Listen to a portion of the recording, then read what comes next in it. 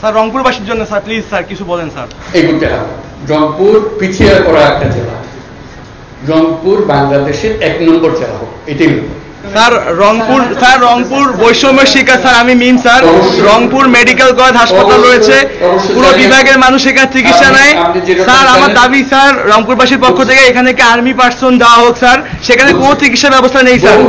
একটা সমাধানে হবে না তো, আমি বলছেন, আমি বলছি আপনার একটা অংশ, কিন্তু আরো বিষয় আছে, সব একসঙ্গে দিতে হবে এবং করতে হবে। এটা মুক্তি পাওয়ার বাইরে এটা করে দিলাম, বাবা পেয়ে গেলাম, চলে গেল, ওটা স্যার পুরো বডিটাই হলো পচা। স্যার রংপুরবাসীর জন্য স্যার প্লিজ স্যার কিছু বলেন স্যার।